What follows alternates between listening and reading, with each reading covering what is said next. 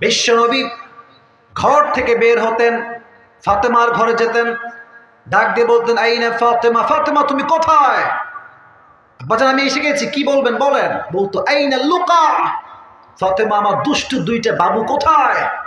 হাসান এবং হোসেন কোথায়, পাঠায় দাও। উনি প্রথমে ধরে গোসল করাতেন, গোসল করিয়ে সিটি করাতেন, আতর দিতেন, আর বলতেন এই হাসান, এই হাসান, এই হোসেন, শোনো শোনো শোনো, নবীকে আগে গিয়ে তোমরা সালাম পেশ করবা। দুইজন আসতো,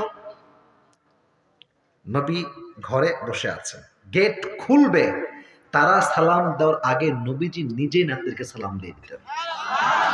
কখনো হাসান এবং হোসাইন নবীকে আগে সালাম করতে পারে নাই।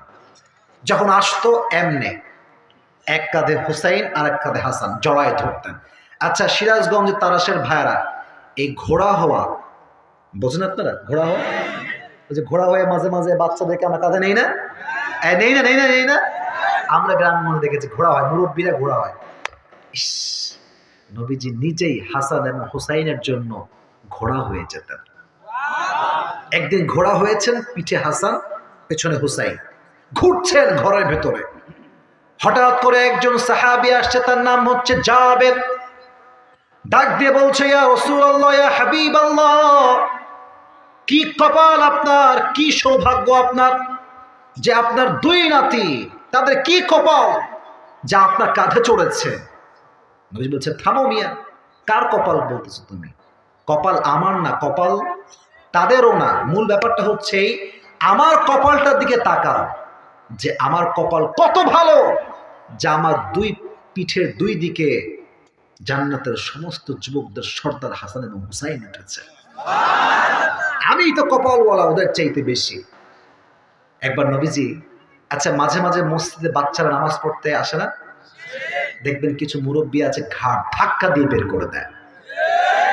খবরদার, যেই বাচ্চা আজকে নামাজি হবে না, আগামী সে দেশের টাকা, দশের টাকা বিদেশের মাটিতে পাচার করে দিবে। ঠিক কিনা বলেন? মসজিদ থেকে বাচ্চাদেরকে আপনি ঘাড় ধাক্কা দিয়ে বের করে দিবেন না, এই অধিকার আপনার নাই। একবার নবীজি নামাজ পড়ছেন, চারটা হাদিসে বলেছে, 2 নম্বর হাদিসে আছে আল্লাহু আকবার, রুকু দিয়েছেন, সেজদায় গিয়েছেন, সেজদা থেকে আর ওঠে না, সেজদায় গিয়ে থেকে গিয়েছে আর ওঠে না। এখন পেছনে যারা আছে বলছে কি নবী ওঠে না কেন? নবী কি মরে গেল নাকি? তো সব সাহাবী কিন্তু এক মনো মাইন্ডের না, কিছু কিছু দুষ্টু সাহাবী আছে না নাই? দুষ্ট মানে খারাপ তা না, মানে একটু মেজাজটা হালকা, মজার করা মানুষ। তো এদিকে তাকান, সেজদা থেকে প্রথম কাতার থেকে এমনে তাকাইছে, নবীর কি হইল রে, উঠে না কেন রে? এমনে একজন একজন, সবাই ঠিকঠাক, একজন তাকাইছে। তো দেখতেছে নবী তো উঠতে চায়, বাট নবীর এই কাঁধে হাসান এবং হুসাইন এমনে ঠাইসা ধরে শুয়ে আছে। নবীর সেজদায় আছে, হাসান এবং হুসাইন এমন ভাবে উঠছে, নবী যদি উঠে ওরা দুইবার উল্টে পড়ে যাবে। নবীজি উঠছে না। এবার সে ভাবছে কিরে, আমি যদি ওরে নামাই দেই টান দিয়ে পেছন থেকে, তাহলে তো ম্যাটার খালাস, নবীজি উঠে যাবে। এদিকে তাকান, বাম হাতটা এমনি বাড়াইছে ওদেরকে নামাবে বলে, নবীজি পেছন থেকে ওর হাত ধরছে শক্ত করে। নামাজে কথা বলা কিন্তু জায়েজ নেই। নবীজি হাত ধরে বুঝাচ্ছে খবরদার, আমার নাতি যতক্ষণ আমার কাছে আছে ততক্ষণ আমি সেজদায় থেকে যাব, আমি উঠবো না। আমি উঠলে ওরা কষ্ট পাবে আর বাচ্চারা মসজিদ থেকে দূর হয়ে যাবে, এটা আমি নবী কখনো বরদাস্ত করতে পারবো না। ঠিক কিনা বলেন যুবক ভাই? মুরব্বীরা খবরদার এই কাজটা আপনারা কইলেন না। আমি আল্লাহ রহমত, আল্লাহ আমাকে 12 বছর আগে এই কোরআনের হাফেজ হওয়ার সুযোগ দিয়েছে। আলহামদুলিল্লাহ পড়লেন না সবাই? প্রায় 12 থেকে 13 বছর হয়ে গিয়েছে। প্রায় 10 বছরে আমি তারাবির নামাজ একাই পড়িয়েছি, বা মাঝে মাঝে আমার পার্টনারও ছিল। লাস্ট ইয়ার মানে এই বছরের আগের বছরে তারাবির নামাজ আমি পড়াইতে পারি নাই। 6 মাস মাহফিল করার কারণে আই ওয়াজ ফিজিক্যালি সিক, অসুস্থ ছিলাম। কথাটা মনে পড়ে গেল তাই বলতেছি। আচ্ছা আপনারা সবাই ওই পদ্মা নদীর নাম শুনছেন না? ভাইরা কথা কন, শুনছেন না? তো দেখবেন ওখানে যখন যাবেন রাজশাহী থেকে দেখবেন পদ্মা গার্ডেন আছে, মুক্ত মঞ্চ আছে, আছে না? আছে না? তা আমি একদিন নামাজ পড়তে গেলাম একজন হাফেজ হিসেবে, যে কে কেমন তেলাওয়াত করে দেখবো আর কি, দেখার জন্য গিয়েছি।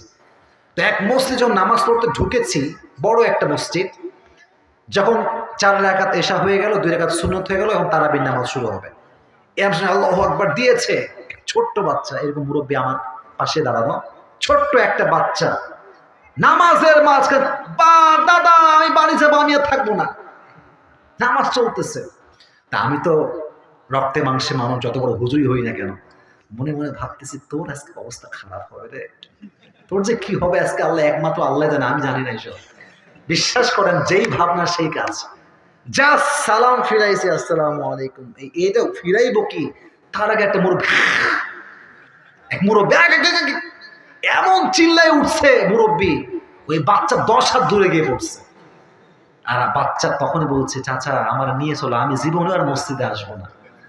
তো যখন মুরব্বীরা বাজে ব্যবহার করে, বাচ্চা যখন মসজিদ থেকে বের হয়, বলে ইয়ে তো হাম গে আর কভি ভি নেহি আয়েঙ্গে। ঠিক কিনা বলো যুবক ভাই?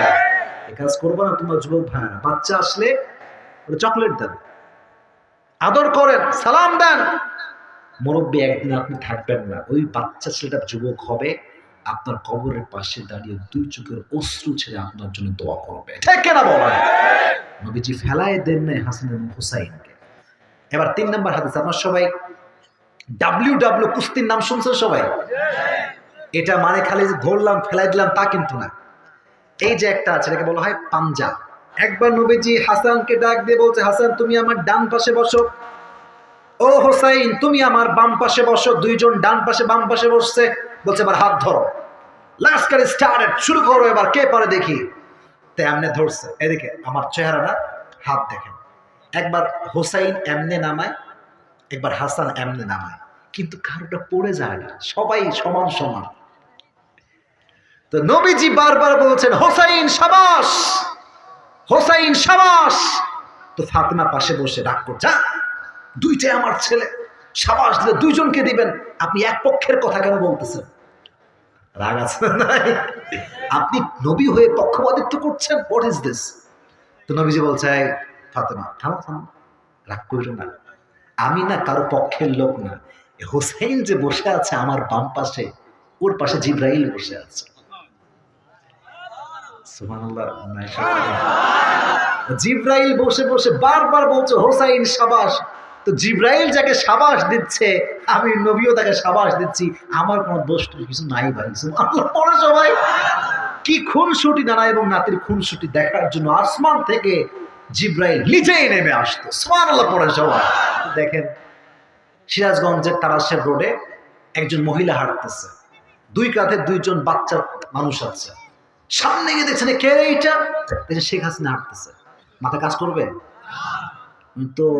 এক বড় লেভেলের মানুষ, মাথায় কাজ করবে না যে প্রধানমন্ত্রী রাস্তায় হাঁটতেছে পাবলিক প্লেসে 2 নাতিকে নিয়ে। আমি আসিফের কথা স্পষ্ট, এই পৃথিবীর কোটি প্রধানমন্ত্রীকে এক করলেও আমার নবীর সম্মানের চুল পরিমাণ হবে না। এত সম্মানের মানুষ রাস্তা দিয়ে হাঁটতেছে, এখানে হাসান, এখানে হুসাইন। একজন গ্রামের লোক আসছে শহরে নবীর সঙ্গে দেখা করার জন্য। দেখতেছে যে 2 জাহানের সর্দার প্রিয় নবী রাস্তায় হাঁটতেছে, 2 কাঁধে 2টা বাচ্চা। ও এসে কি দেখলাম এইটা, ইয়া রাসূলুল্লাহ আপনি এত ভালোবাসেন বাচ্চাদেরকে, নাতদেরকে এত ভালোবাসেন। নবীজি বলছে, তুমি কি কইলা এটা? আমি একা ভালোবাসি না, আল্লাহ এদেরকে ভালোবাসেন। আমার আল্লাহই তো ভালোবাসে, আমি ভালো না বেসে যাবো কোথায়? এবার নবীজি হাত তুললেন, আল্লাহ আমার হাসান এবং হুসাইনকে যে ভালোবাসে, তুমি তাদেরকে ভালোবাসো।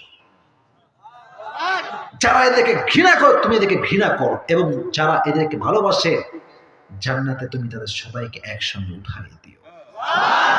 নবীজি দোয়া করলেন। তাহলে এর দ্বারা যুবকেরা, মুরব্বীরা যা বুঝলেন যে নবীজির ব্যবহারটা নানা হিসেবে নাতির সঙ্গে অনেক খারাপ ছিল। বলেন না আমাকে, খারাপ ছিল? ফুলের মতো সুন্দর আচরণ ছিল। সুবহানাল্লাহ পড়া।